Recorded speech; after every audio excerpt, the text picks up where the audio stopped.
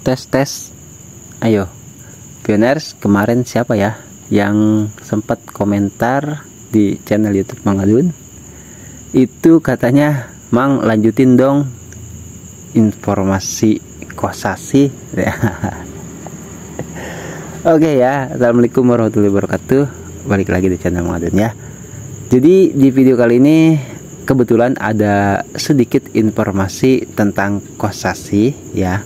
Disclaimer dulu. Jadi kalau bahas soal beliau ya, soal kosasi nih ya, ini jujur ya, Mang Adun tidak ingin membahas terlalu jauh dan hanya ingin memenuhi ya sebuah permintaan dari salah seorang pioners, yaitu untuk melanjutkan informasi tentang kosasi. Jadi kalau misalkan ada perbedaan pendapat di antara pioners, itu jangan terlalu dibesar-besarkan. Oke? Karena apa? Karena yang kita tahu ya selama ini kosasi kan belum real, belum jelas ya bagaimana statusnya kan gitu, sebagai siapa ya. Tapi kita cukup menyimak saja sih, melihat saja sih gitu perkembangan informasinya. Lah, apa salahnya kalau sekiranya itu bisa sedikit lah, walaupun gak banyak ya, membuat kita jadi lebih tahu lagi perkembangan yang ada di Pi Network ya khususnya. Oke. Jadi ini video atau tweet ya dibagikan oleh Jojo Pi, yang kebetulan Mang Adun juga nggak tahu kenapa beliau sampai mengikuti balik Mang Adun ya, karena sebelumnya Mang Adun duluan tuh yang ngikutin beliau, dan di situ terlihat ya beliau juga mengikuti Mang Adun. Oke, jadi kita langsung saja ke informasinya ya, ada di sini. Kita terjemahkan dulu. Oke, jaringan Pi pasal 30. Hai semuanya, pada artikel ini saya memberikan informasi lebih lanjut tentang proyek jaringan Pi. Bagi Anda yang sudah mengetahuinya, silahkan abaikan saja. Namun menurut saya informasi ini juga bermanfaat bagi Anda yang belum mengetahuinya. Menyalin kode sumber ke repositori Anda sendiri di GitHub ketika dilisensikan adalah hal yang cukup umum. Kasus Pak Kosasi adalah contohnya. Silakan baca artikelnya. Nah, jadi di sini ya sebetulnya itu kalau misalkan soal menyalin kode ya, terus memasukkannya ke repositori kita nih, itu sebenarnya dikatakan hal umum gitu, biasa-biasa saja sih, nggak usah baper ya, kayak gitu maksudnya ya.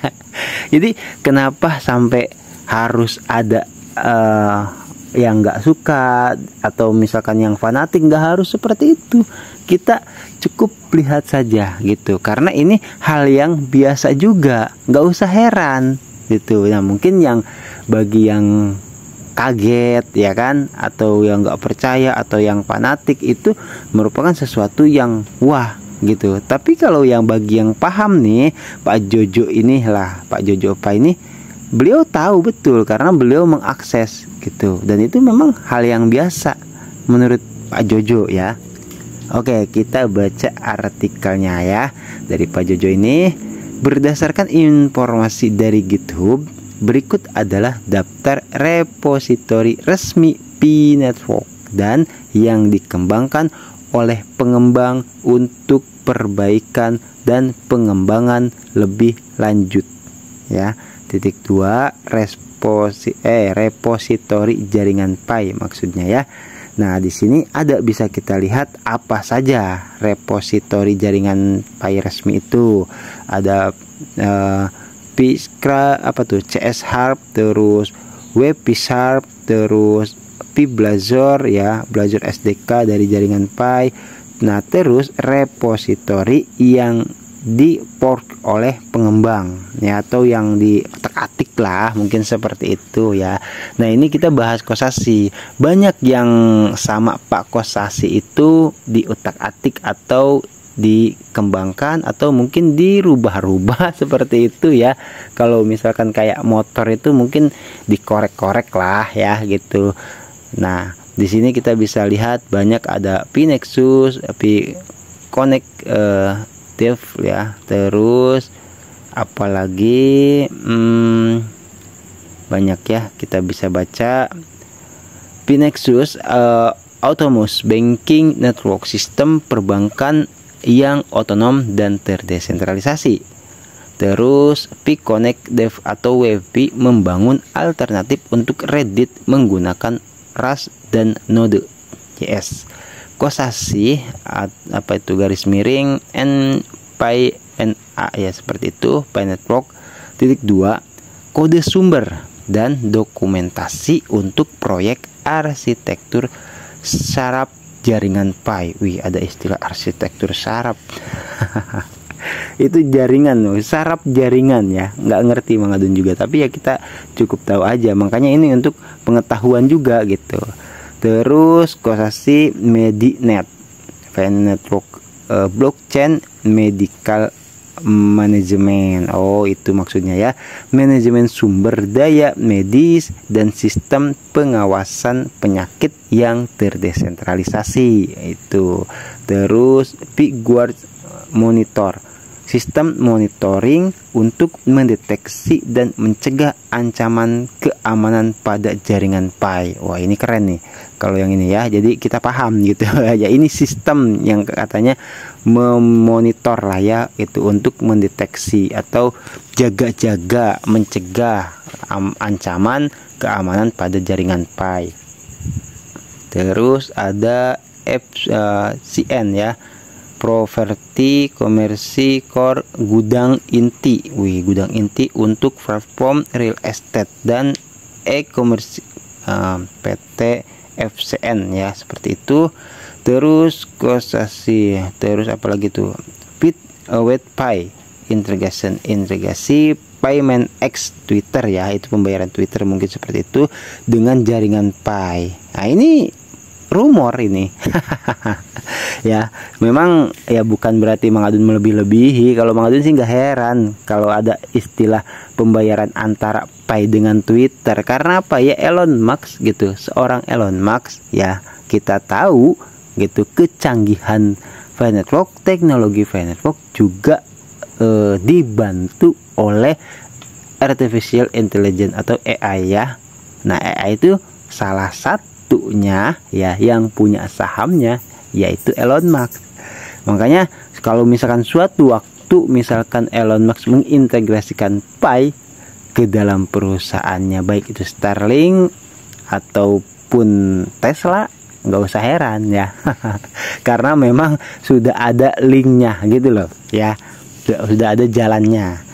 Oke, kita lanjutkan. Terus di sini informasi ini ya katanya didasarkan pada topik yang terkait dengan Pi Network di GitHub.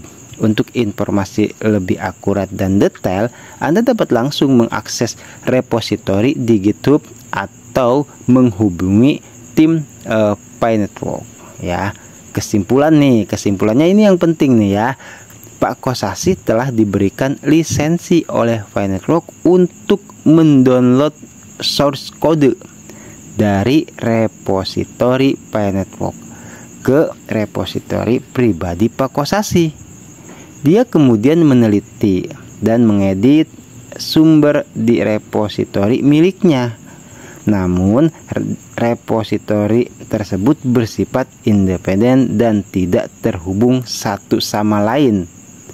Di situ cukup jelas ya gitu. Jadi ibarat konsep ya, repositori itu ibarat konsep lah ya, atau perpustakaan gitu kan. Di dalamnya itu terdapat banyak konsep-konsep yang core team simpan dulu, dan itu memang dapat diakses oleh semua pengembang gitu loh ya.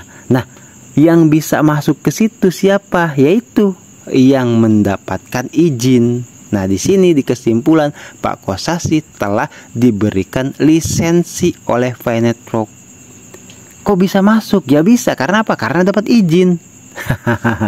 Gitu. Berarti Mr. Kosasi atau Pak Kosasi ini ya sebagai pengembang itu sudah memenuhi syarat. Bisa seperti itu ya. Karena apa? Karena tidak sembarangan orang bisa disetujui oleh Pikortim ya. Siapa dulu, dan ini membahayakan tidak. Nah, otomatis kan kayak misalkan nih Pak Kosasi nih KYC-nya sudah lulus ya kan, terus dari jejak digital atau misalkan background atau latar belakangnya juga bagus, diperiksa-periksa sama Kortim, oh nggak ada tindak kejahatan nih gitu kan yang dilakukan Pak Kosasi, ibarat di Indonesia sama SKCK lah ya. Surat keterangan kelakuan baik seperti itu kalau nggak salah. Setelah dilihat, oh iya nih kayaknya nggak apa-apa deh ya kan, diizinin aja. Nah itu tidak semua. Nah di sini bisa kita artikan bahwasanya tidak semua pengembang itu mendapat lisensi dari Kortim. Nah Pak Kosasi ini mendapatkan lisensi untuk bisa mengedit itu kan, katanya meneliti itu di repositori miliknya setelah menyalin dari atau mengambil dari repositori milik di PiNetwork atau Kortim ya. Ya kalau misalkan nih hasil editannya gitu kan, hasil telitiannya dari Pak Kosasi disetujui, ya itu kenapa enggak ya gitu kan. Karena apa? Seperti yang di video sebelumnya Mang Adun katakan, Pak Kosasi berniat membantu, memberikan sumbangsihnya gitu loh, menyumbangkan ilmu pengetahuannya di bidang teknologi untuk kebaikan umat manusia. Seperti itu yang perlu kita garis bawahi ya. Lah kalau nggak gitu ngapain capek-capek bos Pak Kosasi sampai melakukan hal-hal seperti itu? Nggak ada kerjaan apa? Logika aja gitu ya. Oke, kiranya cukup sampai di sini dulu, nggak usah panjang-panjang dulu lah ya. Oke, nanti kita gaskan lagi. Yang penting seperti Mang Adun katakan tadi, ini mah mau percaya silahkan, tidak juga tidak apa-apa, tapi tidak perlu diperdebatkan. Kita cukup tahu aja, simak-simak dulu aja gitu loh.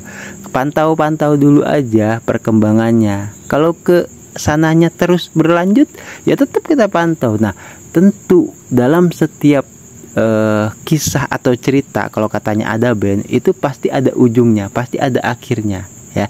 Ibarat kalimat ada titiknya.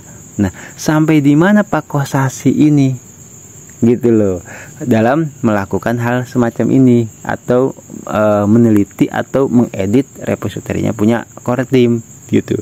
Toh kalau misalkan nanti pas endingnya, oh iya udah selesai nih kerjaan dari Pak Kosasi nih, nanti juga ketahuan gitu lanjut atau tidaknya. Bisa dipahami ya. Jadi maksud Mang Adun di sini tetap ya mengedukasi pioners. Kalaupun ada informasi yang misalkan ya menurut pioners tuh, Mang Adun informasinya nggak logis, informasi apaan sih kayak gitu ya, nggak usah heran ya. Karena apa? Karena namanya kepala kita kan beda ya, beda orang, beda kepala, beda pemikiran gitu loh. Jadi kalau Mang Adun sih niatnya ayo luruskan sama-sama dalam satu pandangan ya. Tetap kita mah apa sih, bahas GCP ya bahas GCP, support GCP ya support GCP. Cuman ini ya anggaplah untuk selingan pengetahuan, tambahan informasi seperti itu ya. Ya semoga bisa dipahami deh ya buat semua pioners yang stay selalu channel Mang Adun. Oke, thank you buat semuanya. Nanti kita lanjutkan lagi di informasi PiNetwork yang berikut-berikutnya. Wassalamualaikum warahmatullahi wabarakatuh. Bye bye.